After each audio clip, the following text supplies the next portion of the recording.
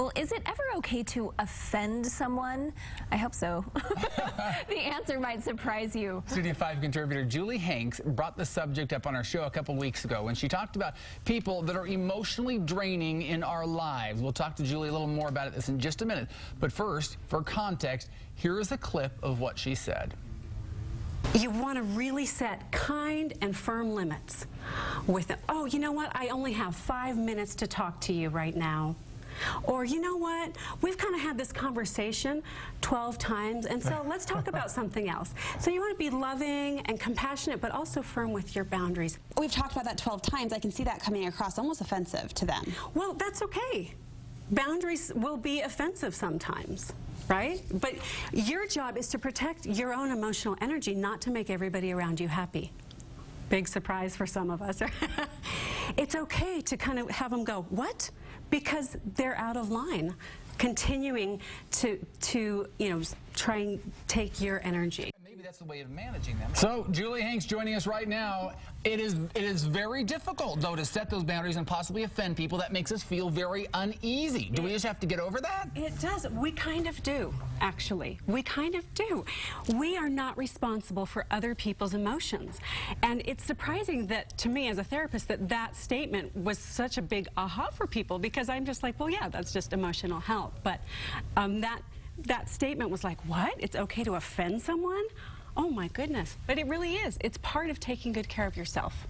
I have a problem with that. If I say something to someone and they get offended and they feel bad, I feel guilty for that. Shouldn't I feel guilty for that? No. Oh, okay. Let me just well, that's all you need to tell me is no, and then I don't have to worry about it. I'm over it. So I like to think of setting boundaries. There's 3 different stances. One is a doormat, and doormat. People can walk all over you, and you value other people over yourself. The next stance is a sword, right? That's where we confuse boundaries with having a sword and being hurtful. That's intentionally trying to hurt someone. But the healthy way is to stand up straight, and I call it the lantern stance. Hold up a lantern. And so you're going, this is what I see. This is what's going to work for me. What's going on for you? You're illuminating the situation, and you have your feet firmly planted on the ground, and you value other people's emotions and yourself. But you're only responsible for your own emotions. Well, why are we so scared to tell people what we want or what we need or what's best for us? Well, I think, Darren, you brought it up. We don't want to push people away. We need our relationships, and we care about people. And so we don't want to threaten those relationships. But people are more resilient than we give them credit for. But, you know, someone says something to me, because I try to turn the tables on this. If someone says something to me and I get offended and I feel bad and it ruins my day, the last thing I would ever want to do is do that to somebody else. And so because of that, I do the doormat thing, or I don't know. But do you agree with the whole, if you're offended, that's your choice, right? No one can offend you without your permission. And my personal philosophy is most people aren't trying to offend you. So I like to make up a story in my head that's like, oh, you know what, they must have had a bad day. Moving on. You know, make a story up that makes sense without making it mean that you have to take offense. Now, have you noticed a difference between men and women? Who is more the doormat, who's more the sword? Yeah, women, I think, are wired and socialized to feel more responsible for other people's feelings. And that's why there are still people on the planet, right? Because women are making sure that we're getting together and, you know, having that family life, which is a good thing. But we tend to, as women, feel more responsible. In fact, I had a client who, her friend kept talking about her divorce and her ex-husband this, and this client got really sick of it.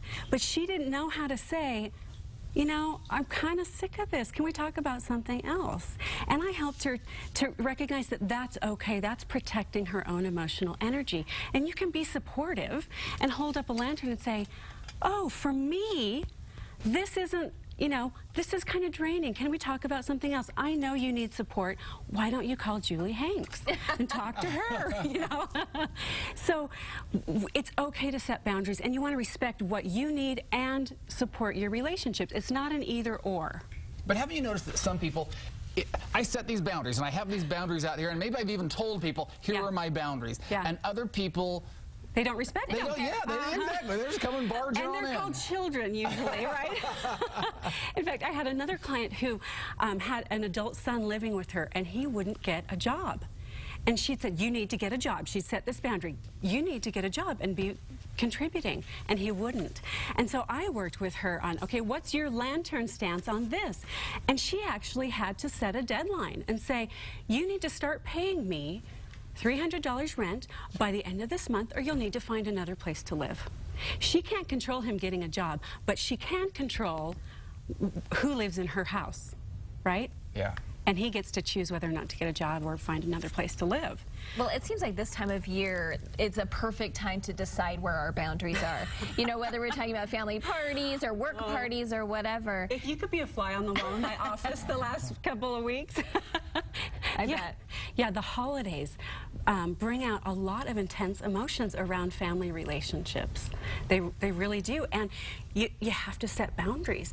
I had another client just yesterday, this cute couple. Family always comes in from out of town to stay with them, but they just had a new baby. They just moved. They're like, we don't want to offend them, right? We don't want to tell them no. And so this just came up yesterday, and I helped them realize, look, if you think about your relationships in terms of concentric circles, so your self-care is in the center, then your marriage, then your children, then your extended family. And you can't please the people out here if it's going to damage these other inner circles that you're more responsible for. All right, Darren, we gotta get good at setting our boundaries. No guilt. I know. I think that's the moral. I need to get the lantern, just walk around. Yeah. I'm on a lantern stance right now, you know? I have a lantern in every room, in my office at home, in my bedroom, because it reminds me, it's like, okay, boundaries are important, but I can shed a light, and I don't have to hurt other people, and I don't have to be a doormat. And you are healthier, better. I mean, you're a better person for it, and people should be able to recognize that. Yeah. Be the lantern. Be the lantern. You're welcome. Makes sense, though. And I was just going to internalize that. Thanks so much, Julie, for stopping in. When we come back on